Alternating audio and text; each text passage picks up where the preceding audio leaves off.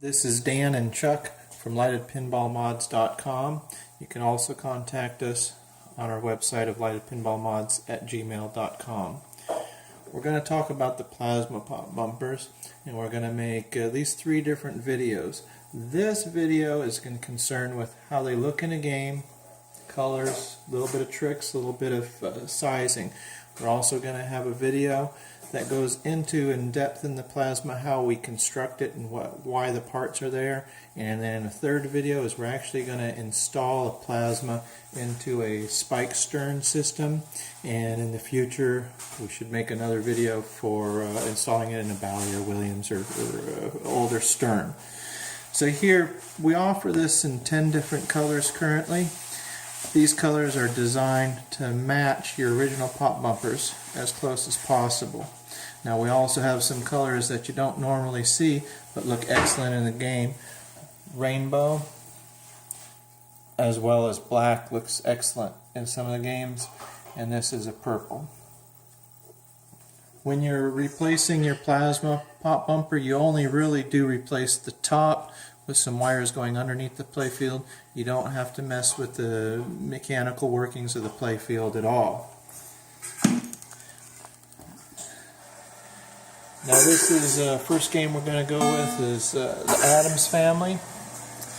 And we went with 5 different colored pop bumpers in here. We do sell them individually as well as sets. Now something to point out here is these 4 front pop bumpers all have a slight crown on the top, so they look like the standard plasma or standard pop bumper. The red one in the back, we didn't have quite the space to do that, so that one actually is a flat top. In all colors we make them in all sizes. As well as you can see, it's just not the light plasma on the top that you get. There's also what we call a collar. That's the mounting system that lights up underneath. So these are set to what we call on all the time. When you turn on the game, these will come on and they'll always be on.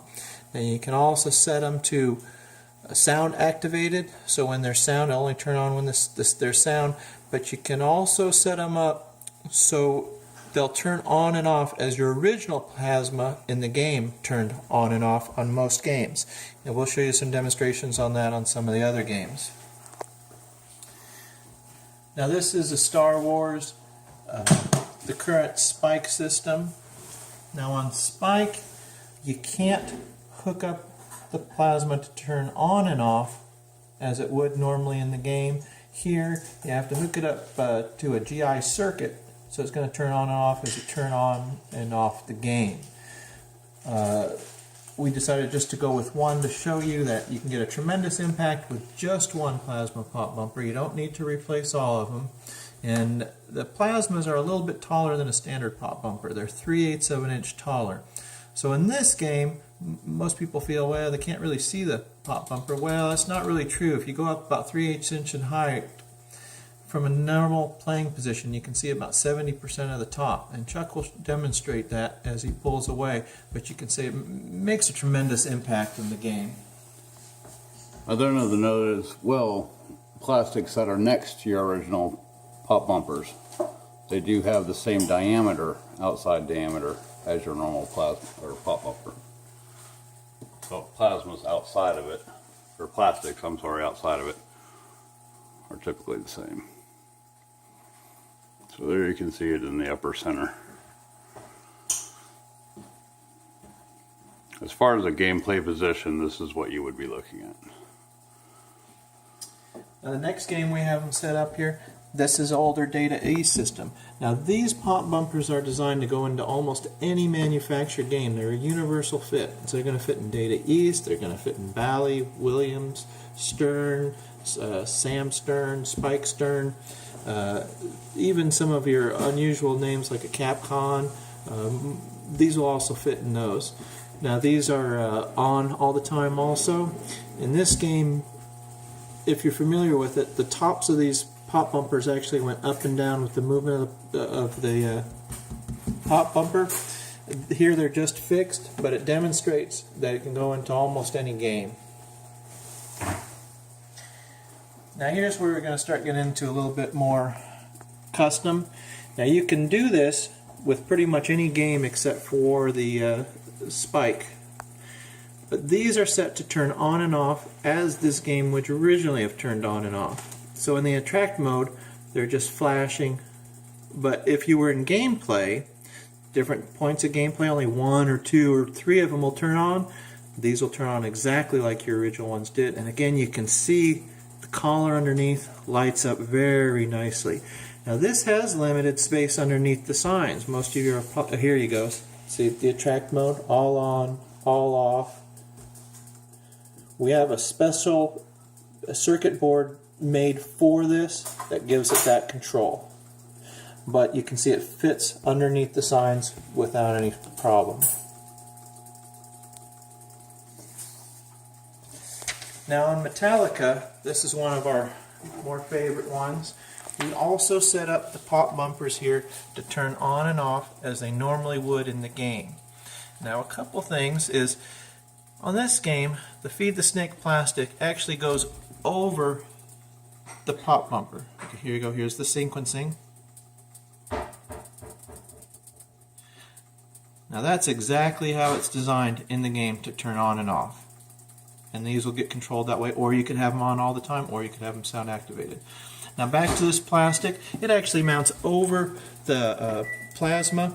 This is similar in Iron Man with Whiplash and a few other games. That's not a problem. All you have to do is raise this up a little bit. The plasma pop bumpers are about 3/8 of an inch taller than a standard pop bumper, and so you can have a little bit of tightness underneath the ramps.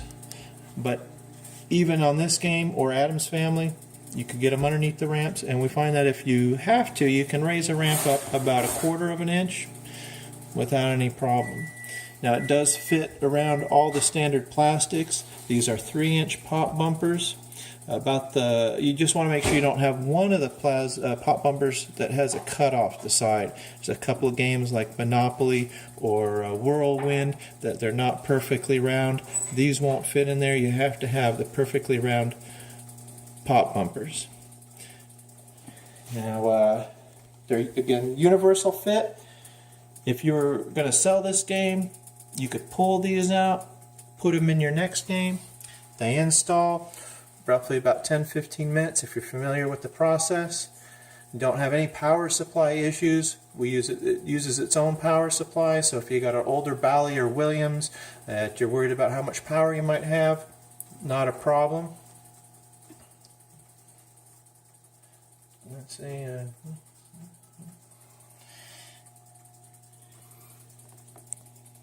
Like Dan was emphasizing, we do carry all the stock colors, and in certain games you may go with different color selections. We've had people pick different colors for Metallica, Aerosmith, whatnot. So it's all up to personal preference. And these that we have in here are all flat top versions. So we can clear the ramps and the rails, even though this game, a conventional top would have fit just fine. Now we've had these installed in a lot of other games, Terminator 2, Star Trek, The Next Generation, Iron Man, and we're slowly getting a catalog of pictures of those in the other games. Just as long as you got a 3/8 inch space, you should put it in pretty much any game that you want to. So thank you from lightedpinballmods.com.